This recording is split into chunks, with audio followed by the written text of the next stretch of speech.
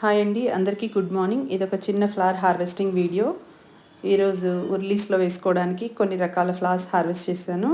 ముందు వచ్చేసి మనకి రోజెస్ అండ్ డెజర్ట్ రోజెస్ అంటే కొన్ని గులాబీలు, అలాగే కొన్ని ఎడీనియమ్స్ హార్వెస్ట్ చేశాను. కొన్ని పన్నీర్ రోజెస్ ఉండడం వల్ల చాలా మంచి స్మెల్ వస్తున్నాయండి. అలాగే కొన్ని సన్నజాజి పువ్వులు, అవి కూడా హార్వెస్ట్ చేశాను. అవి విచ్చుకున్న తర్వాత చాలా మంచి స్మెల్ వస్తుంది. ఇల్లంతా న్యాచురల్ ఫ్రాగ్రెన్స్.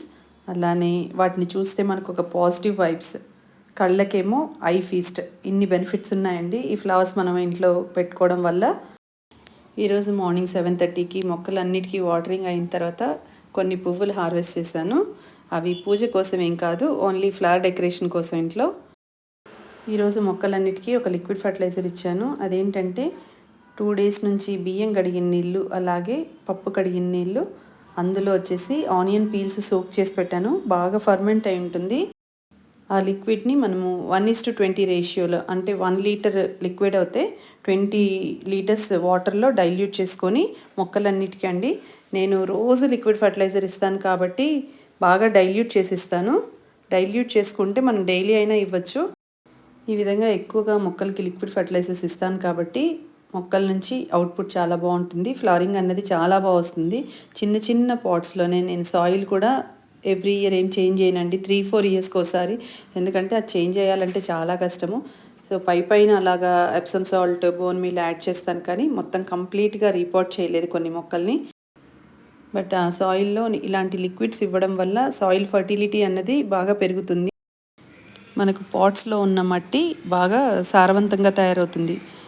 డైలీ మనం ఏదో ఒక లిక్విడ్ ఇస్తున్నాం కాబట్టి ఆ లిక్విడ్లో ఉన్న పోషకాలన్నీ మట్టిలో కలిసి మొక్కలకి కావలసిన న్యూట్రియంట్స్ అన్నీ అందుతాయండి. పర్పుల్ కలర్ చిక్కుడు సీడ్స్ అయితే గార్డెన్ నిండా పెట్టాను. చిన్న చిన్న మొక్కలు 1 ఫీట్ 2 ఫీట్ కూడా లేవు మొక్కలు. అప్పుడే కాయలు అన్నవి స్టార్ట్ అయ్యాయి. ఇవి 365 డేస్ కాస్తాయి. ఇలాంటి చిక్కుడిని ప్రతి ఒక్కరూ బాల్కనీస్లో పెంచుకోవచ్చండి. ఒక 10-20 కాయలు వచ్చినా కూడా సీడ్స్ ఫామ్ అయిన తర్వాత బాయిల్ చేసి కొద్దిగా సాల్ట్, పెప్పర్ వేసిస్తే పిల్లలు తింటారు. సో మనం ఆర్గానిక్గా పండిస్తున్నాం కాబట్టి పిల్లలకి డైలీ చిక్కుడుకాయలు అనేది పెట్టచ్చు. ఎందుకు అంటే చిక్కుడు చెట్టు అంటే చాలా పెద్దగా అయిపోతుంది, పందిర్లాగా వేయాలనుకుంటాం. ఇవి అలా కాదు, చిన్న పాట్స్లో 2 ఫీట్ మొక్కలకి మనకు ఫ్లవరింగ్ అనేది వచ్చి కాయలు స్టార్ట్ అవుతాయి.